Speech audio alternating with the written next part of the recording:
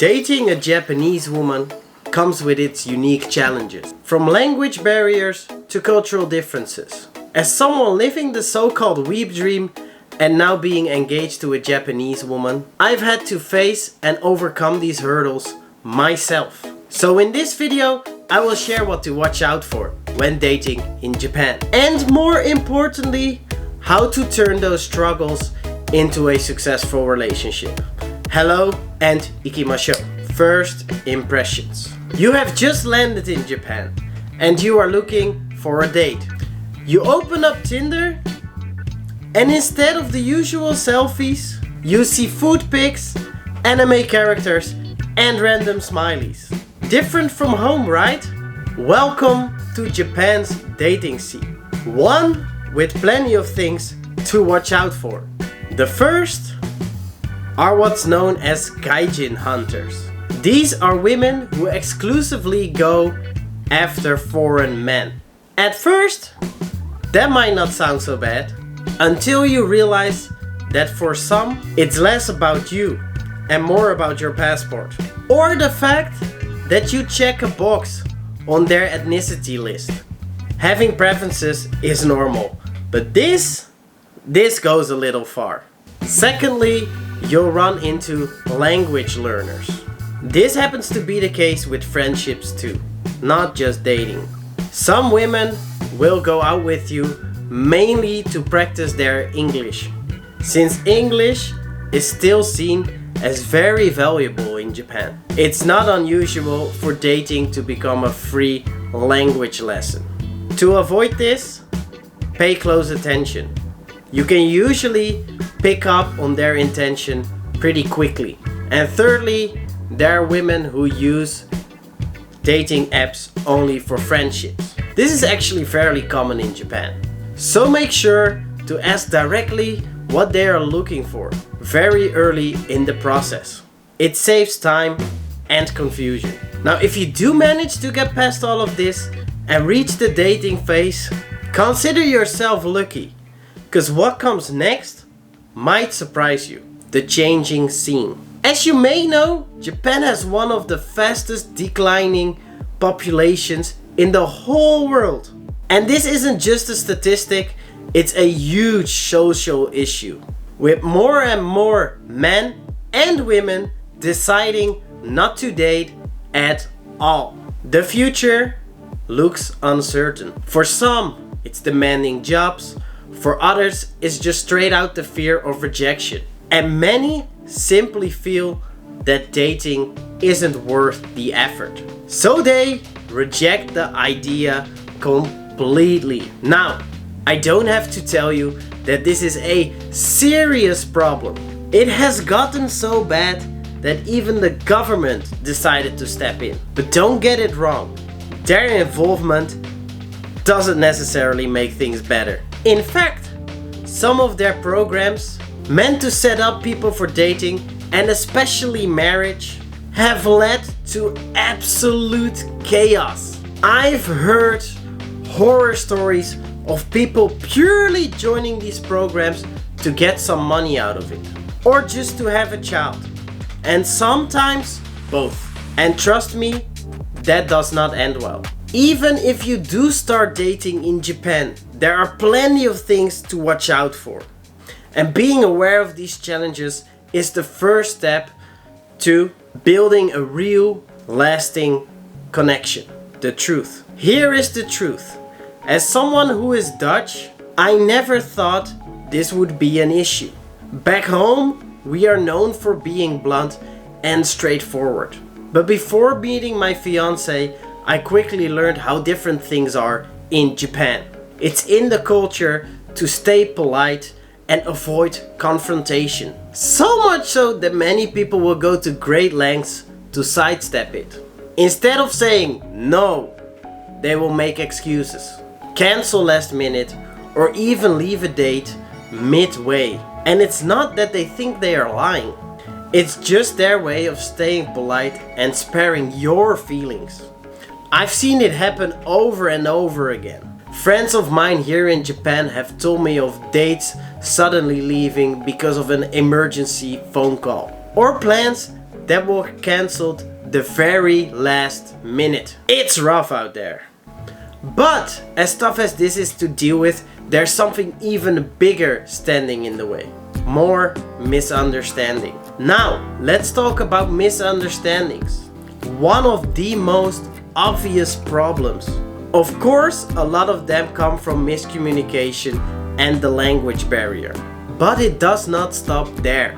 Even if you both speak the same language, the difference in culture and upbringing can bring plenty of confusion. So how do you work through this? Well, in Japan, people tend to drop sudden hints instead of saying how they really feel. You have got to learn how to notice these signals. For example, a few weeks ago, my fiance sent me a video of how to change your body in 4 months. Thanks for calling me fat, honey. You get the idea. In all honesty, it takes time to get used to this indirect way of communicating. But with patience, you will find a style that works for both of you. Sometimes that means talking about open communication itself and figuring out what feels natural for your relationship. Another thing to keep in mind is that there are different roles in the relationship. There is a common misconception that Japanese women are a lot more traditional than Western women.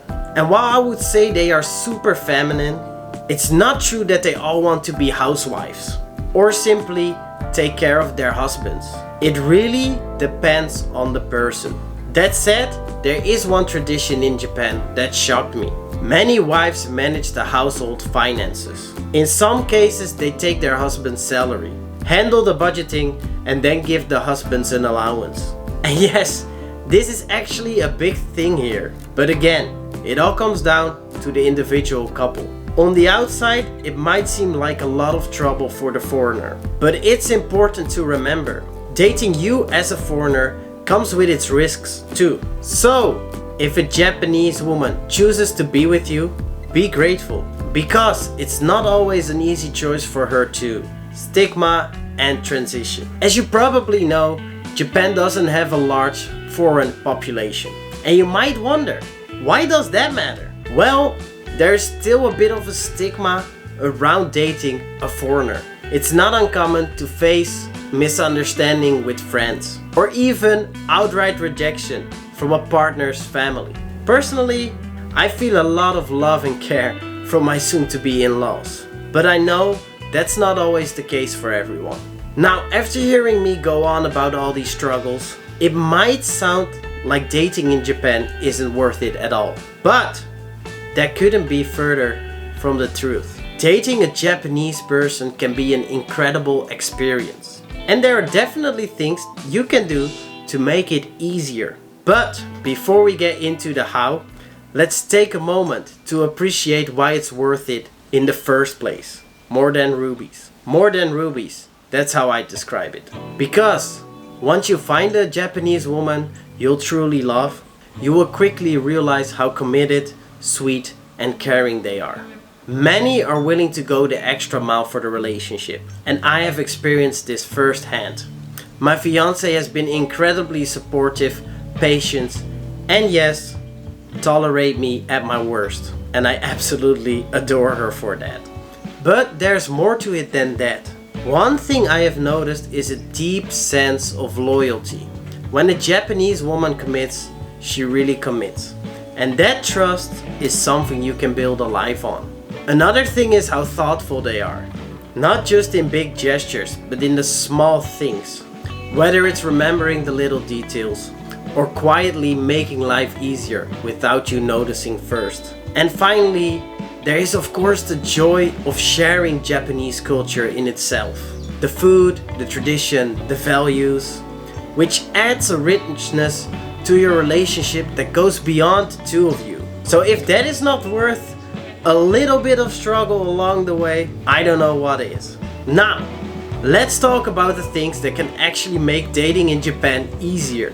The biggest thing you can do, and this will instantly earn you respect from her, her family, and her friends, is to learn the language. It shows effort, respect, and commitment. Along with that, learning about Japanese culture will go a long way too. For me, that part came naturally as I'm such a big fan of Japan. Another thing you can do is show her your world. Later in your relationship, take her to your home country. When I took my fiance to the Netherlands, it helped her understand me on such a deeper level. And honestly, it was just a lot of fun. Experiences like that strengthen the bond between you two in ways that nothing else can. So, dating in Japan does have its challenges. But as I've shown you, it's full of rewards too. With patience, understanding and a little curiosity, you can build something truly amazing. Now I would love to hear from you. Would you ever consider dating across culture? And what's the biggest challenge you think you'd face? Drop your thoughts in the comments. And I hope to see you guys in the next video. This was Danny Japani, out!